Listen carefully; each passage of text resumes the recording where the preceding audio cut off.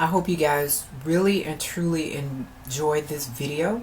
This is what Dave and I decided to share with you guys. This was just a take on some information with our marriage. And like I said before, you see all kind of tags out there about the interracial tag and all that stuff.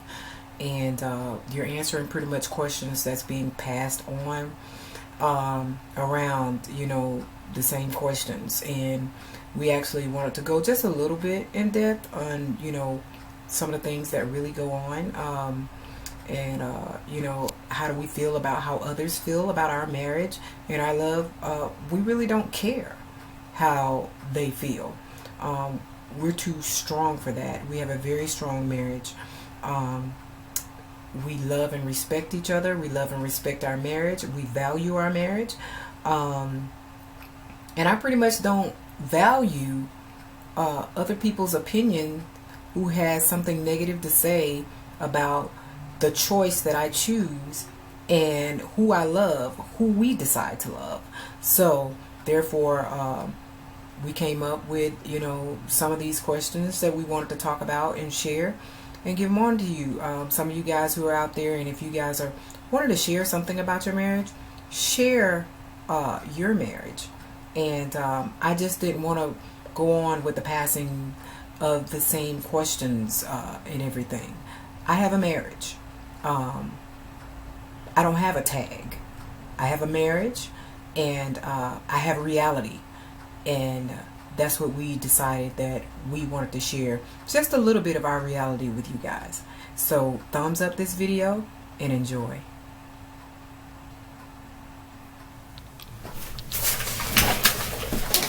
Hi guys, it's me, Diana. Welcome to my channel, Sophisticated Divas. Today we're going to be doing the long-awaited video that you guys have been inboxing and asking me different questions about. So Dave and I have seen many videos on interracial relationships and a few on marriages. The ones that I've seen here on YouTube, there have been a lot of the young couples that's on there. I really don't think that I've ever viewed anybody on YouTube who has been married as long as David and I. Also, David and I have adult children. So we're going to answer questions about our marriage and our relationship right here. We did look over some of the husband-wife tag stuff, but I really do think that some of that stuff doesn't go in depth into what really goes on within an interracial marriage. So Dave and I, we put together some questions, and we also pulled some out of the interracial tag and marriage tag, what you guys got going on here on YouTube. So we're gonna do this, and we're gonna try to answer these questions as best as we can, and we are not going to actually go really deep into stuff. So just respect what we're giving and sharing with you guys, and we really would appreciate it. We would love for our viewers to drop down your comments below and let us know if you guys have actually went through some things. So we're gonna go ahead on and start with this. What is your ethnicity? I'm black. I'm white. And have you always been open to dating cross-culture or interracial? Me, yes. From where I grew up, I grew up in the South, close to Florida, and I grew up with a lot of white. My school was like 98% white, so I had a lot of white friends, and so I just generally cared about people. So I was actually open to it, and I also had a crush on a white person when I was really early on. And another thing is, guys, I'm in the 40 and over club, so don't think that I'm just this young person. I've done a lot, and I've seen a lot, and I grew up, I've actually worked in the fields. I grew up where there were no telephones, no cell phones, and so yeah, I saw a lot when I was growing up, so I was really open to love. No.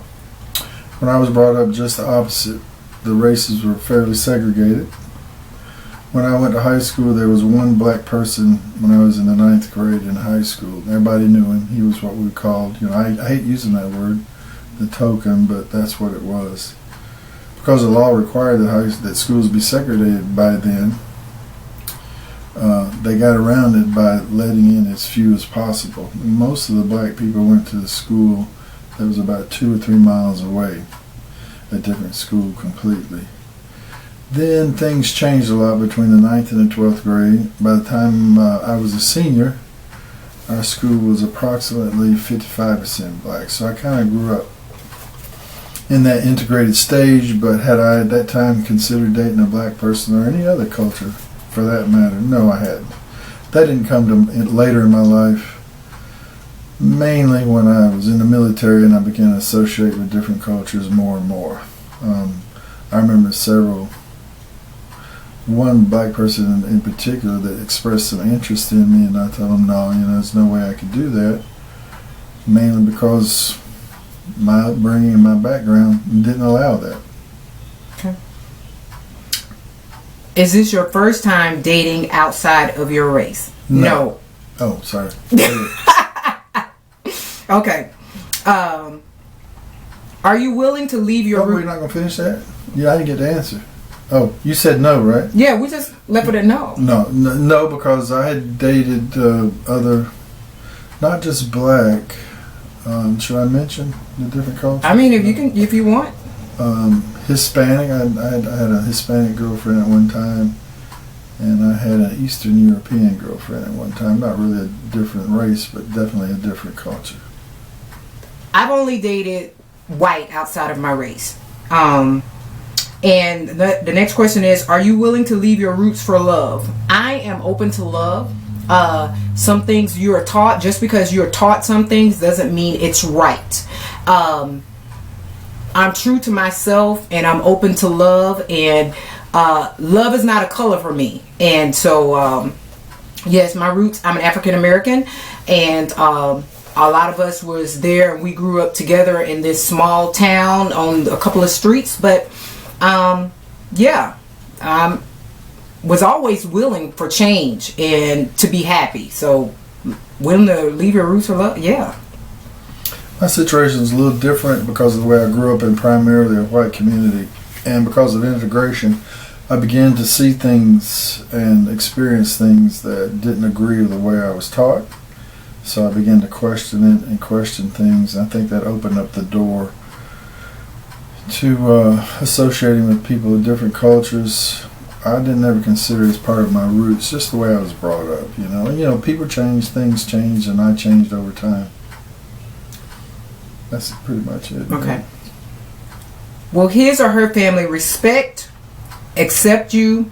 Will they be judgmental of your race, culture, and financial status? Some people will judge you. Some people that I know, some family members, when they see me, they think because I am married to David that I'm just this rich person, and we have all this money.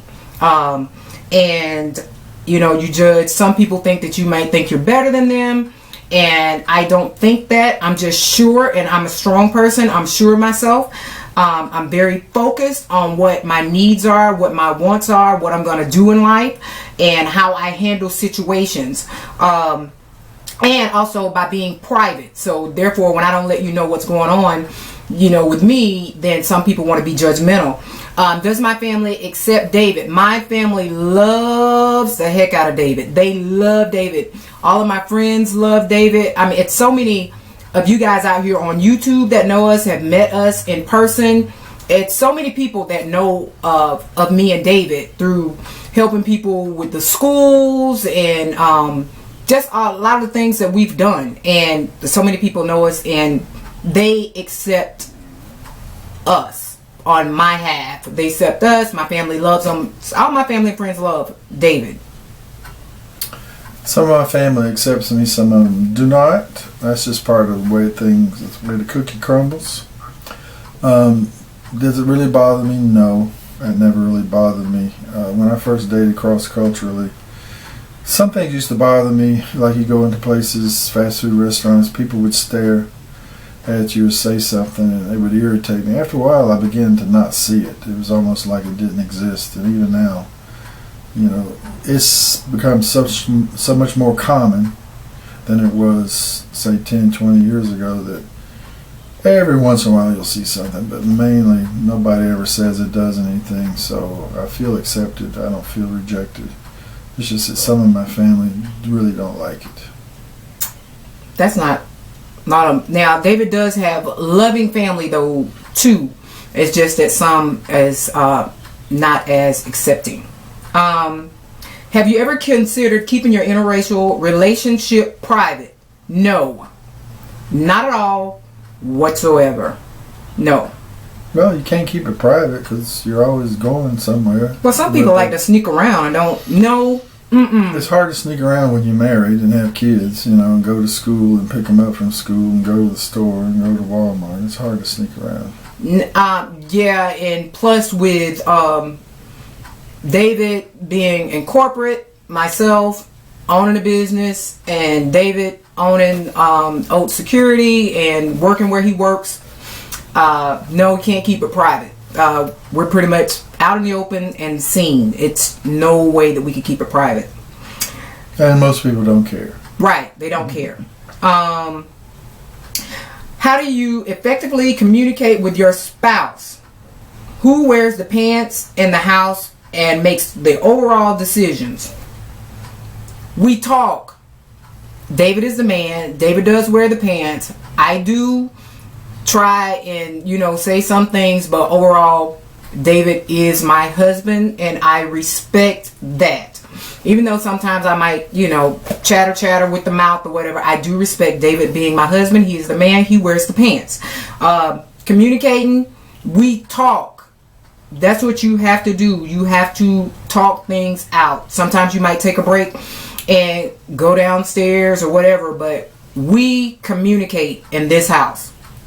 How many parts was that? One was communicate, what else? It was 2. I just put that together so we can be... How do you effectively communicate, and what else?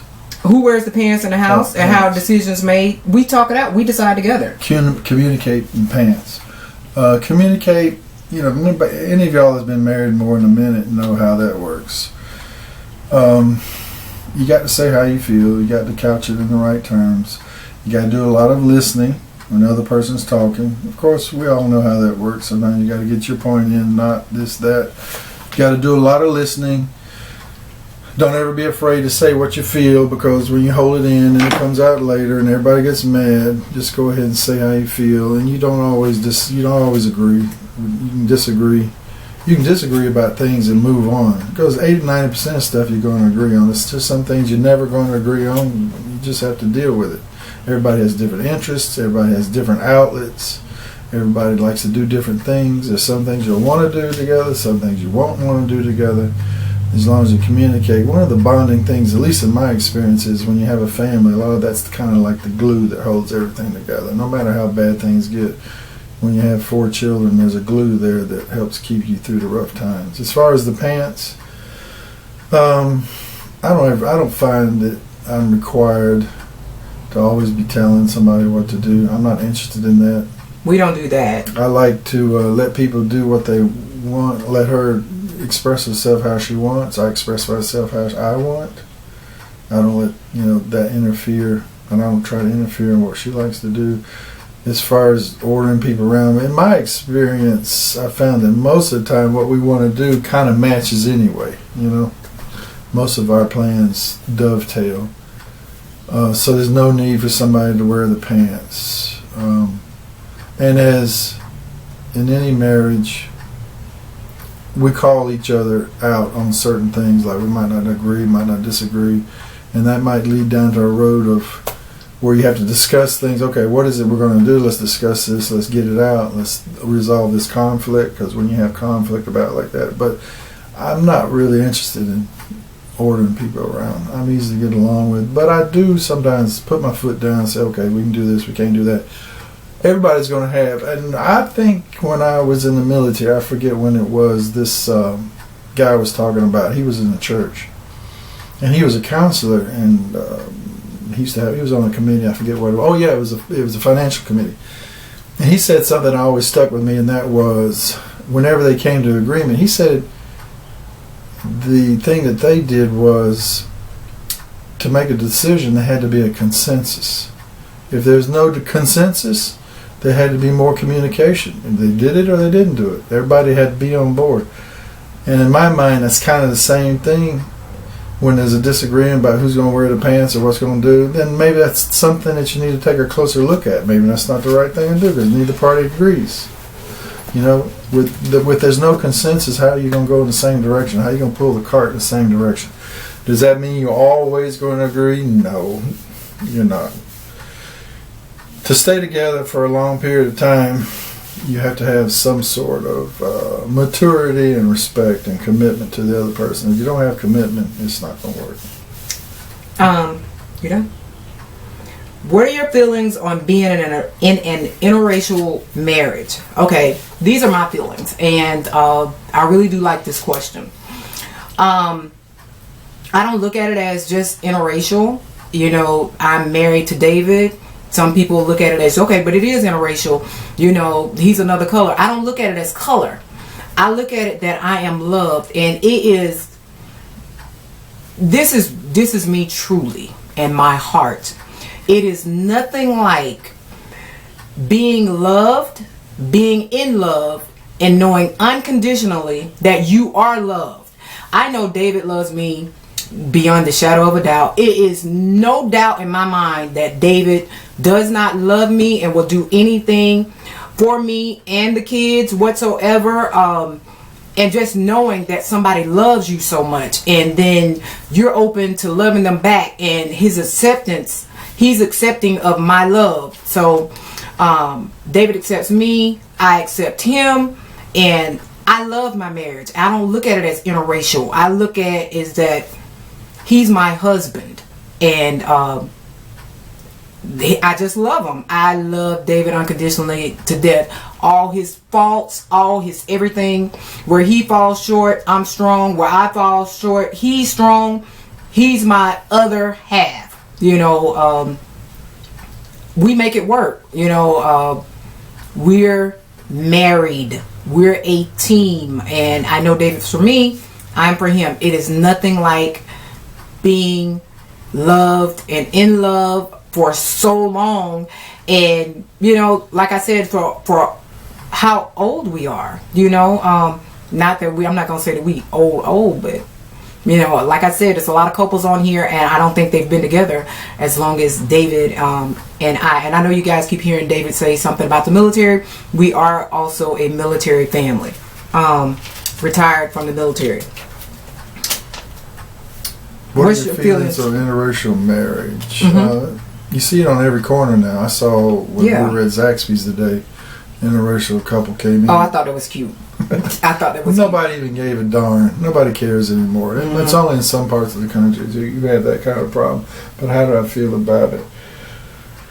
There was a time when it made, I would think about it, or I remember there was a time when, before I got married, when I had dated interracially, I thought about it. Would this be a problem in the future? Would I have problems with my children, with my family? Yeah, you're going to have those kinds of thoughts, especially back then. But things have changed so much now. What really happens is when people are thrown together in society through different things, either integration at a workplace or whatever, some people come together and it's just, you know, it looks on the surface interracial. Brings up a point with somebody I was talking to probably 10 or 20 years ago. We were talking in the office one time, and this guy, we were having an equal opportunity discussion, training, and he said something that I'll never forget, and that is, the reason people draw the line on interracial or talk about that kind of stuff is because that's the easiest way, in many instances, to differentiate between people.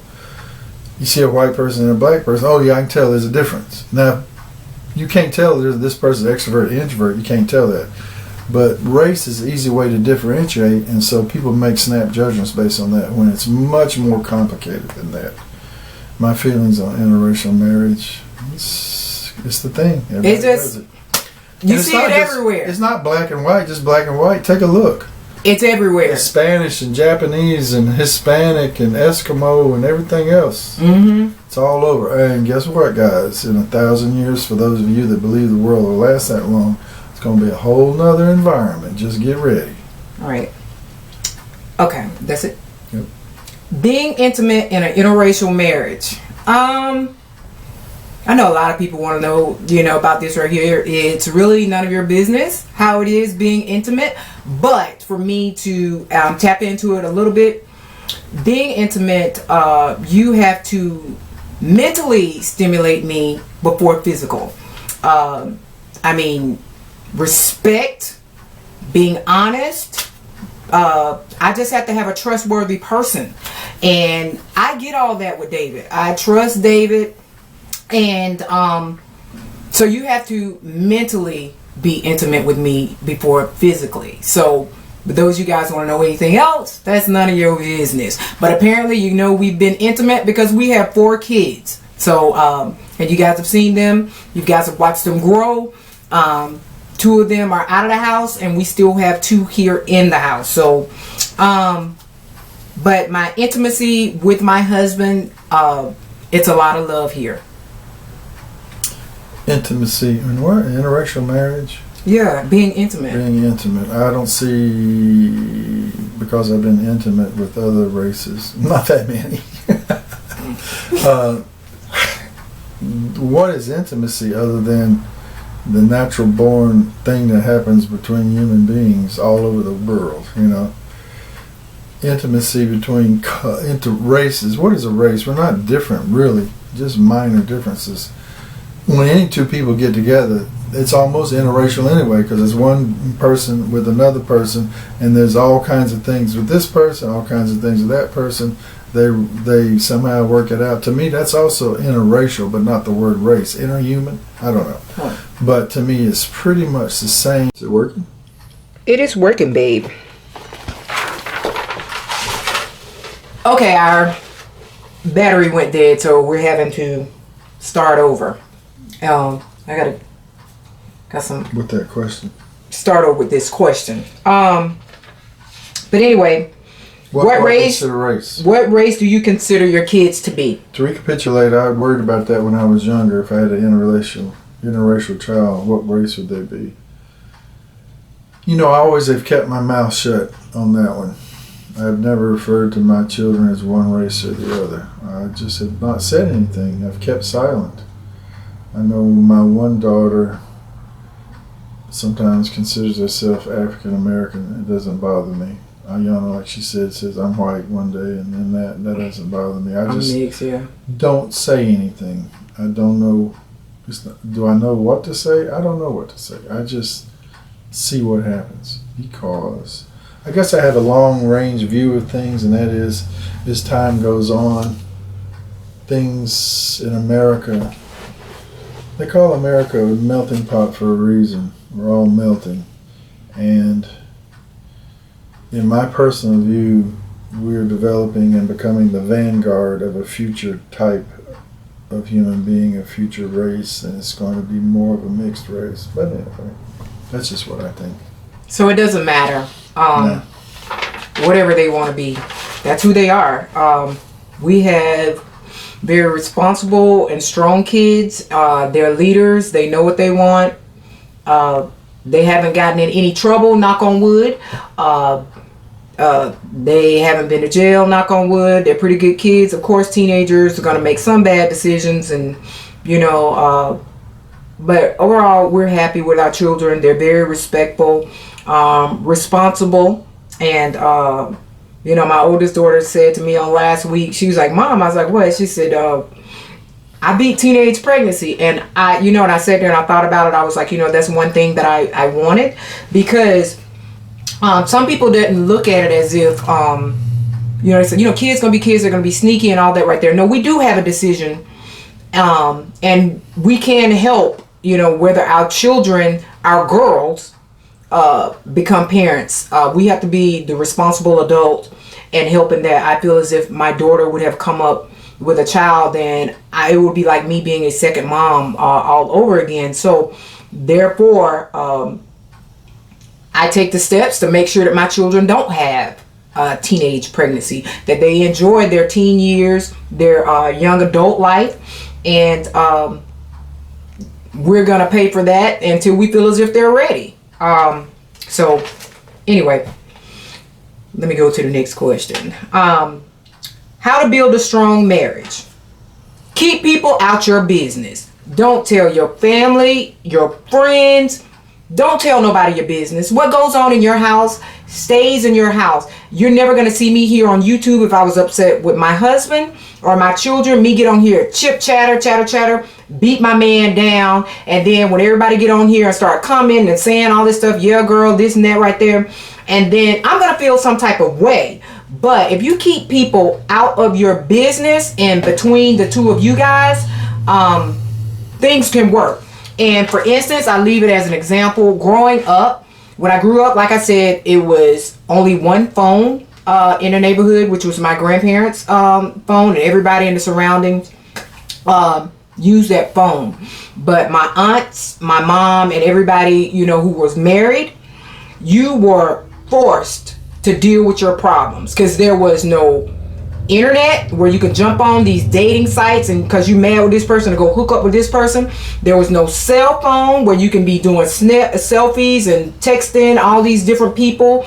The nearest payphone was like 8 miles away, and when you got there it was a long line for everybody, and people just on the phone, and they ain't gonna say, hey, I'm gonna get off the phone so you can use the phone. No, they're gonna be on there for a long time. So you are forced to be right there with your loved one and deal with your issues inside of your house. You weren't gonna just go outside and sit in the sun. Where you gonna walk it? Down the dirt road in the heat? No, you're gonna be in the house, and then you're gonna be talking. You'll be upset for a minute, but you're gonna talk. You can't go into another room because it was not enough space for everybody. So you are forced to deal with your problems. That's what I saw. That's not what I was taught.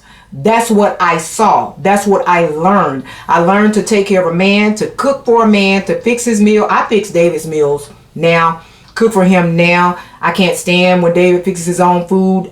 I love to cater to my man because I want to, not because I have to, but because I want to. I know my duties as a wife. I may have a mouth sometimes, but I do know my place in my marriage. And for me to have a strong marriage is to keep people out of my business. Not only that, my kids are taught what goes on in our house stays in our house. You don't go back and you discuss nothing. We take care of our issues in-house, not outside. So to build a strong marriage, leave it between the two of you.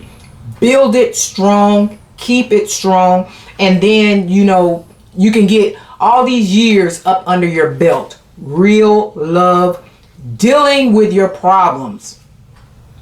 Wow, you grew up in the sticks, didn't you? Babe. I hadn't heard that part before. Wow, y'all, where were y'all, on Mars or something? They stop playing, you know, you done been there. I mean. Yeah, but y'all had a phone. Yeah. What was it? How to build a strong marriage? How to build a strong marriage. Love, trust, understanding. Work it out. Even when you love, trust, and understand, sometimes marriages don't work out. Unfortunately. These people have access to all kind of stuff now, all these younger people. They see a different world. Not only that, society is changing. Right. People have a tendency not to stay together as much as they did. Why? There's, like you said, the responsibilities have changed, how people view their responsibilities. The glue to marriage for hundreds and thousands of years was a man and a woman needed one another to survive, to provide for their children, to build the family unit, and that was a glue that held them together. Nowadays, if you don't have those forces, men and women and anybody else that's together have these competing energies that will easily tear you apart. So the question is, what is the reward for staying together? The reward for not staying together is, oh, I'm tired of you, I'm going to go be with somebody else. Just my opinion. The way society is now, it's one person and two people working together seem to have a better chance of having a happy life than two people not working together. And the issues that, say you're with someone and I'm going to get rid of you and get somebody else, the issues that you have with that person that causes you to go away to another person, you're going to have the same issue with the new person you go to, because the conflict that you had here guys, people being together is about 85% subconscious, which means we only have a small amount of control over our own desires and our own personality. I don't know if you understand that our minds are not as complex as what people think. People react and act on emotion and not logic. Not that necessarily logic is better. Why? Because that's what brings people together. The desire, the subconscious desire to be with someone else. And then when you're thrown together in the mix, then you have those conflicts that you have to work out. And that's when the conscious mind gets involved. Okay, this is what I get. Why? Because we're all becoming better people. We all got to learn. We can all cop out. Oh, you suck because you did that. And then you're out the door and you go down the street. That's one thing I learned. Now you're going to be stuck with me. No, what I'm saying is, one thing I learned is when you have conflict, you don't get in your car and leave. Right. I see people doing that all the time. Have I ever done that? Maybe once or twice when I was dating. That was such BS. Because you're just leaving the problem. When you come back, you still got the same problem, Right. So what? To me, it's kind of an acting out. But to cut the question short, to build a strong marriage. Look at the camera. I'm looking at the question. I'm trying to think. How to build a strong marriage. Some of it, in my mind, is fate. Which means if you're together, see, I don't have the miracle answer to how. If my marriage is doing this, how can I tell someone else for their marriage? I don't. First of all, I don't have the right to tell them, oh, you should be together, you shouldn't be together. Maybe they shouldn't be together. Right. There's lines that people cross. There's lines that I could cross where she say, you know what, you need to go. That's true with any marriage. I can't say that. I can't tell her you need to be together because you may not need to be together. But in my personal experience, if you learn to understand that the grass is never greener on the other side of the fence, and that personal happiness comes from having a family and watching your family grow and develop. As your family moves out, there's all kinds of things that start happening. You begin to pay attention more to your own personal development and your own personal happiness, and you get to do things that you never were able to do together, which is kind of liberating. Had you not gone through that, you would never experience that. You'd always be searching for the next new thing. So my advice is stick together and work it out as hard as you can and try to make it work. Right. Have friends ever asked you curious questions? Yeah, but I don't give them any details or whatever, and so maybe I should date outside my race. I just said, you know what? I never put myself in a box. I was just open to love, and love is not a color. But then they do ask curious questions about, is it true about this, true about that? It's none of your business. If you want to find out, then you find out on your own. But I'm not going to tell you, what's going on with me and mine. So nobody's ever asked you, hey, I need to get me a white man. It has happened. It has happened. A lot of people think that I'm spoiled, and I'm not. A lot of people think, they say, Dave gives you and the kids the world, all this and that right there. We just work it out, and we don't put our business out in the streets. So they say, maybe I should get me a white man then. I don't know. I'm tired of this and I'm tired of that right there. Well, that's on you. If you're tired of it, do something about it. Me, I handle mine, and we work things out here. But the curious questions, which you guys probably thinking like, this person do this better than this race, this person this race right here. I'm happy with who I'm with, and all of my needs and my desires are met 1,000,000 times over. So if you guys want to know that, that's it. To me, that's a minefield once you start walking through that. Right. So I really don't have too much other to say other than nobody ever asked me anything. I guess they figure I got it made. Nobody ever says anything. No. Other than, oh, she looks nice, and yeah, of course, nothing wrong with that. But nobody really asks me. People approach men differently than they do women. Okay. Men don't approach men and go, hey, man. I know one of your friends Who? that asked before. That Asked was me? curious. Yes. I don't remember that. That was in the office. But okay. Anyway, we're going to go ahead go with this. So What, anyway. you talking about Alan? David, you wouldn't say a name. Sorry. So He was just excited for me, that's all. he excited he see me or whatever. So anyway, we're going to go on. Do we interact with any other interracial couples? No. I know of many, but we don't. We pretty much do our own thing. We're always busy. David is always busy. We pretty much do our own thing, and it's just me and David. I do workout thing and all this other stuff with the weight loss community, tons and tons over. But we're so busy. No, not really. But we do know of them. I know of many. I don't know that many. Okay. Do I interact? And she says I'm always busy, but I'm always coming home. I know you come home, but you be busy. We can't like. We have 4 kids. Right. We have 4 kids, and now don't have time to go out. Don't have time. Gotta raise kids. Yeah. So, just taking care of kids takes a lot of time. Oh my goodness, yes. And so, do you get stares in public? No. If I do, I don't pay any attention to it. It's just like me and David is out, and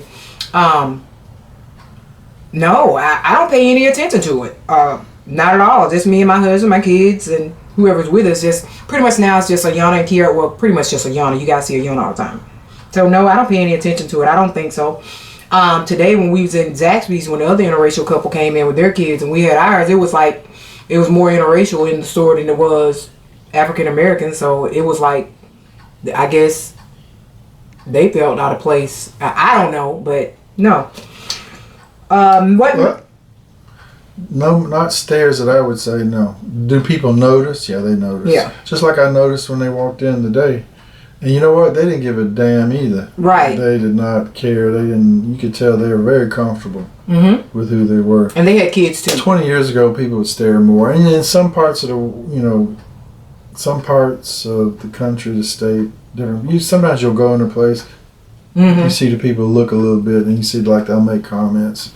But that is so rare now that you don't even notice it. Oh, I have said before, if I've seen like an older person staring, then, and I see them staring and they keep looking, then I say, hey, y'all say hey, and then we'll look, and then they'll like turn their head real quick because, yeah, we're staring right back.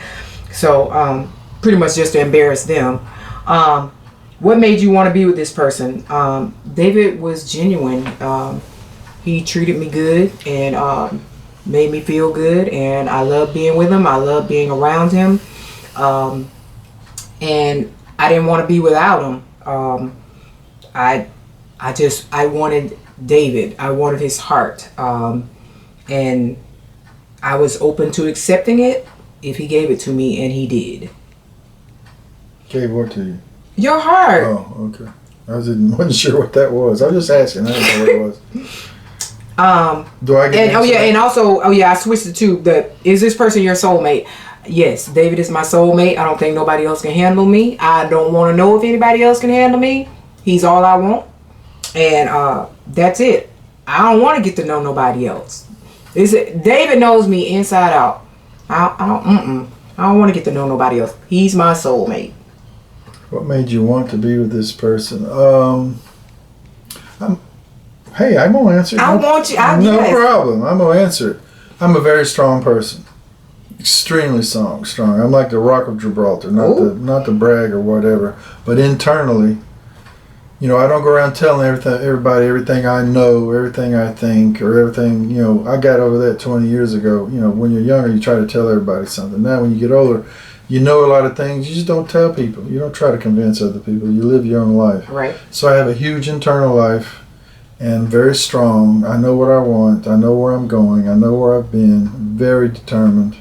I wouldn't say I'm ambitious. I'm very goal-oriented. I do things for the betterment of the family and myself continuously, even though does Diana know everything that I think and do? No, but she knows I'm like the Rock of Gibraltar. So for me to be with someone, one reason, is they had to be strong too, because I'm very strong. Why? Because I'll run them off. Because my internal strength is so much that people go, damn, he's a strange cat. But I'm normal, but I'm very internally I'm strong. So Diana is very strong, very goal-oriented, knows what she wants, puts things into action to get where she wants, and I recognize from the outset that that's somebody that I could build a team with. And that sounds kind of crazy, but There's a lot more to it than that. There's an emotional side of it. You know, the love, fell in love. You don't fall in love with like somebody in 5 seconds. You can fall physically in love with them. You could fall temporarily, emotionally in love with them, but the first thing they do something you don't like, you're going to say, okay, I hate you, and then you like on TV, don't want to be with you no more. I mean, all these shows that they show where people are screaming at one another and cursing one another out and doing all that. But for two people to stay together, they have to have some kind of common goal, and I discovered in Diana that was somebody that I thought that we'd be a good match, because you'd be shocked. The color and the way we are on the outside doesn't really show the internal, not eternal, the internal team that we make. We kind of, in my mind, it's perfect to me. In my mind, there's a lot of this fitting together that you can't find that by looking for it. Now, I'm going to say something that might help some people. You can't find that. You can't go out and look for it. It has to happen. How does it happen? The better you become as a person, the more you improve yourself, first of all, the better partner you're going to become for somebody else, and you're going to recognize those same qualities in other people. One reason people aren't together, they suck. So when they're out looking for people, they find people that suck. You know, so two suck people together, they don't stay together. So they kind of seek their own level, and that's how it is. I didn't create this world. That's how it is. Are there lessons to be learned in that situation? Yes. But for happiness, if you don't improve yourself, if you don't become a better person in all aspects, you know, emotional intelligence is a great intelligence. Unless you become more emotionally intelligent and being able to handle things, understanding what's important in life, you're not going to find those kind of people, because you're going to recognize it in somebody else. So the bottom line was, I was able to recognize that in her, that she'd been through a lot, she knew what she wanted, knew what she did, and she's just somebody I thought. And it developed from there. It was not like, oh yeah, that's the one I want. It kind of developed, because sometimes you go out with somebody a while and it falls on the floor. But in our situation, it kind of worked. It worked okay. Right. And we stuck together through so much thick and thin. Me and my eating addiction, me being bigger, and David saw me for who I was, the person on the inside. And I just love him. I knew he was going to be okay. Everything. Babe. I knew you were going to be all right. Was your proposal everything you wanted? Yeah, it's no way that a man, women take note on this. It's no special way that a man should have to propose to you. When one loves you and loves you like how I love David, I have said before and many times over, and people say, you know, I love you from the top of your head to the bottom of your feet. Every time I say that I love David, I say I love David from his soul, because my soul connects with him and my soul loves David. I love him from his soul. And so if one was just in a bucket, David was in a bucket and asked me to marry him, I would. You don't have to go out and spend all this money and do this big thing, shindig, to show all these people out. That's money you could be saving. And that's another thing, guys. You know, you got a budget. You know, all that finances and all that stuff plays into your marriage mentally.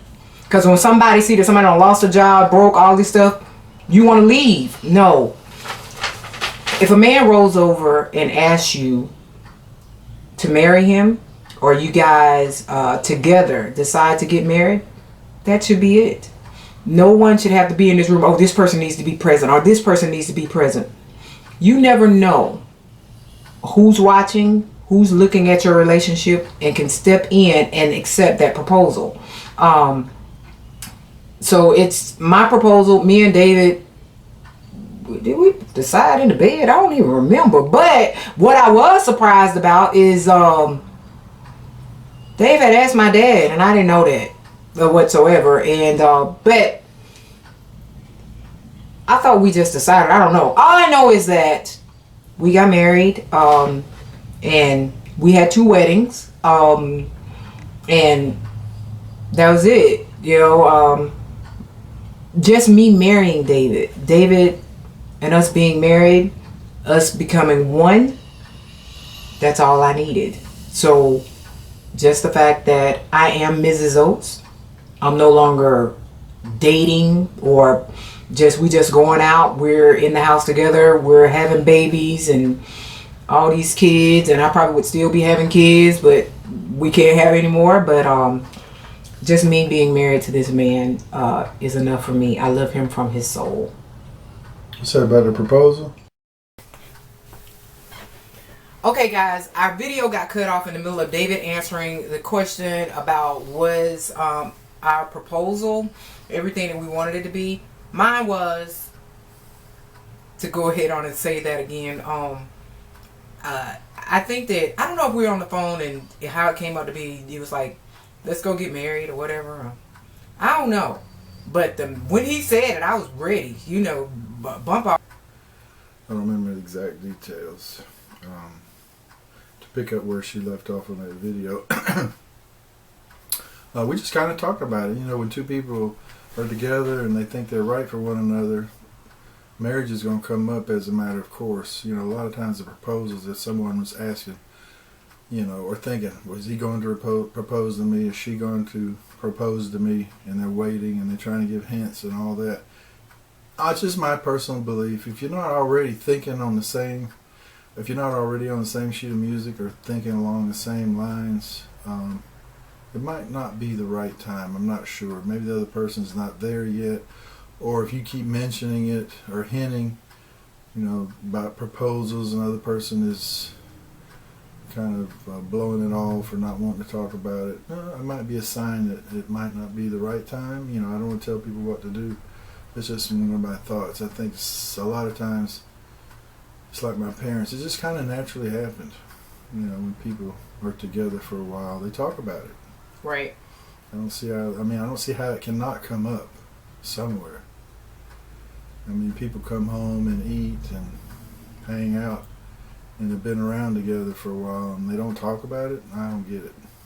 I don't understand. I do understand. What I understand is maybe that person don't want to get married just yet, or maybe not at all. You know, you never know. But that's pretty much that might not be the person. After you've been with a person for like a year, 8 months, a year, you pretty much know whether you can be with this person. You start to learn one's ways. You pretty much know whether you want to be with that person or not. But once you put your offer on the table, you know, leave it at that. Don't beg anybody. But if you're gonna go for it, you go for it. You know, with your whole heart and soul, and yeah, you'll just know when somebody loves you unconditionally. And I know that David loves me without conditions. He shows it. He's always expressing it. I feel it. I see it. I hear it. I mean, just beyond, in all ways, so many ways, I know that David loves me. And I love him. So, and the last thing is, do we have any disagreements? Yes, we do have disagreements, like any other relationship would. There's no perfect relationship. It's just that when we have disagreements, our disagreements stay in here. We don't go discussing them outside. Everything in our house stays in our house, and that's just how it is. I'm not going to say we're just like any other couple, because we're not. We're Diana and David. We're our own couple in this marriage, in our own situations. So, but anyway, therefore we love each other. And you got anything else to say? Yeah, we can talk about disagreements. Oh, I forgot. My personal opinion, and I know I keep saying that, that's just to let you know, I was taught one time, never tell people this is the way it should be or whatever. This is what I think. Take it for what it's worth. If it's no good for you, just kick it to the side. Throw it to the side. My personal belief is conflict is good. If you don't have conflict from time to time, something's wrong, in my opinion. When 2 people, 3 people, 4 people, a family members, in-laws, if there's no conflict, that means there's no relationship. What do I mean by that? Conflict brings to the surface sometimes subconscious feelings that have never been expressed. And what happens is it comes out into the real world as a conflict, and then you're able to talk about the issue. Okay, this is why I'm mad, or this is why I'm upset, or this is what I need to say, and then there's a disagreement. And through this conflict, issues get resolved. Without conflict, I don't think a relationship can progress to higher and higher levels. There's always going to be some conflict, some disagreement. I don't mean fights and physical violence. I mean discussions where the 2 people don't agree. And it's okay not to agree. I had a pastor one time that ran a finance committee, and he said, we're not going to do anything unless everybody agrees.